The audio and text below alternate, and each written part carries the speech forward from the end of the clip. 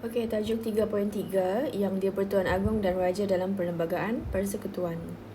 Okey, so tajuk ini dia akan cerita pasal institusi yang di-Pertuan Agong dan juga di mana kedudukan dia dalam Perlembagaan Persekutuan serta kuasa-kuasa yang di-Pertuan Agong.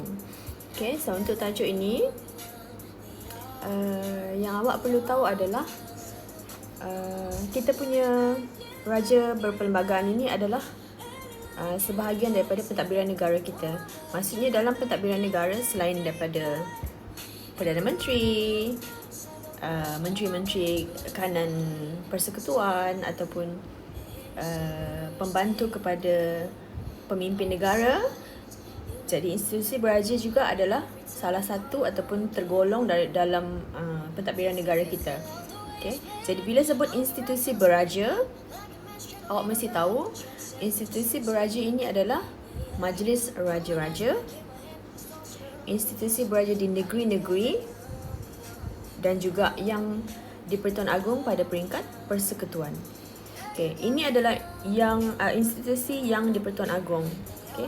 Dalam institusi yang di-Pertuan Agong, kita ada 9 buah negeri di mana raja dia adalah anggota dalam institusi beraja ini.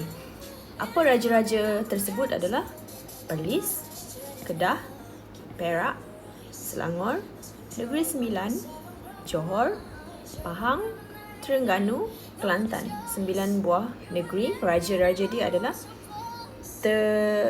termaktub ataupun menganggotai institusi beraja ini. Okay. So ini adalah senarai-senarai nama yang di-Pertuan Agong yang pertama hingga ke 16. Okay. Ini adalah kedudukan yang di-Pertuan Agong dalam Perlembagaan Persekutuan termaktub dalam perkara 32. Siapa ketua negara kita? Yang di-Pertuan Agong. Okay, jadi selepas yang di-Pertuan Agong, ini kedudukan di dalam persekutuan negara kita. Yang pertama adalah yang di-Pertuan Agong, di bawah dia adalah, yang kedua adalah Raja Permaisuri Agong, yang ketiga Raja-Raja dan Pemangku Raja, yang keempat yang dipertua bagi negeri-negeri yang tiada raja, contoh Sabah, Sarawak, Melaka, Pulau Pinang. Okay. Kemudian yang kelima, bekas Raja Permaisuri Agong yang menerima seraan diraja daripada Kerajaan Persekutuan. Yang keenam, Perdana Menteri, dan ketujuh, Timbalan Perdana Menteri. Okay, ini adalah kuasa yang di-Pertuan Agong. Kuasa yang di-Pertuan Agong ini terbagi kepada 3. Kalau seorang exam akan tanya sama ada kuasa yang di-Pertuan Agong itu adalah dari segi eksekutif, pentadbiran, perundangan, undang-undang ataupun kehakiman, keadilan. Okay. So ini adalah tugas yang di-Pertuan Agong dalam bidang eksekutif. Dia ini bertindak mengikut nasihat jemaah menteri. Dia tidak bertindak dengan seorang diri sahaja. Okay, jadi apa tugas yang di-Pertuan Agong adalah dia melantik Perdana Menteri dan jemaah menteri. Dia lantik jawatan-jawatan penting. Apa jawatan-jawatan penting itu? Peguam negara, Panglima Angkatan Tentera, Ketua Audit Negara, okay. Ahli Suruhanjaya Pilihan Raya, Ahli Suruhanjaya Polis, ahli dalam Majlis Angkatan Tentera. Okay. Dalam pentadbiran juga, Agong berkuasa untuk melantik ketenteraan, iaitu Angkatan Tentera Tinggi yang Malaysia. Okay, dibantu oleh, sebab baginda ini dibantu oleh Majlis Angkatan Tentera yang bertanggungjawab di bawah kuasa baginda dalam bidang pemerintahan, tertib dan pentadbiran Angkatan Tentera. Okay, apa-apa sahaja berkaitan tentera adalah tugas yang di-Pertuan Agong juga. Okay, dari segi diplomatik, okay, dia Agong ini akan melantik diplomat Malaysia ke luar negara dan juga menghadap diplomat asing sebelum mereka menjalankan tugas di Malaysia. Okay. Okay, seterusnya dalam kuasa perundangan, okay, Agong ini akan memperkenalkan rang undang-undang, okay, yang sudah dibentangkan dalam Dewan Rakyat dan juga Dewan Negara. Kita belajar kan, kita memilih pemimpin dalam pilihan raya berdasarkan sistem demokrasi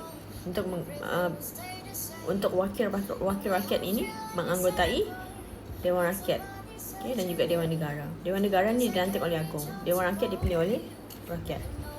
Kemudian, okay, dalam perundangan Agung ini ada kuasa untuk memanggil parlimen dan juga membubarkan parlimen.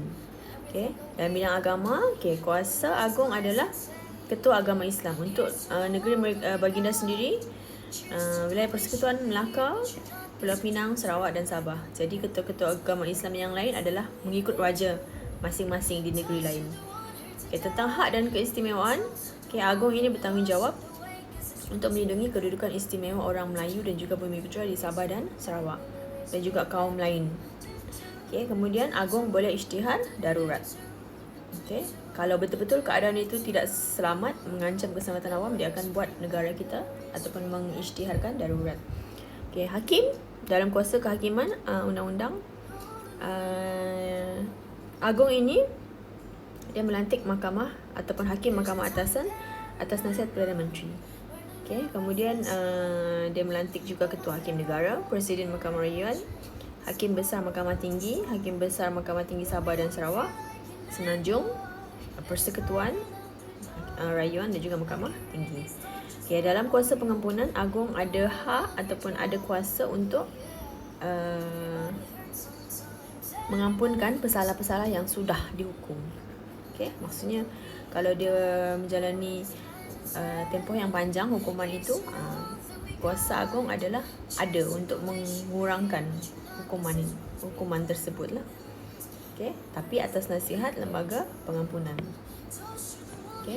Kemudian dia juga berkuasa mengampunkan, menangguhkan dan meringankan hukuman dijatuhkan oleh Mahkamah Jentera, Mahkamah Syariah di Melaka, Pulau Pinang, Sabah, Sarawak dan wilayah persekutuan. So ini adalah tugas-tugas agung.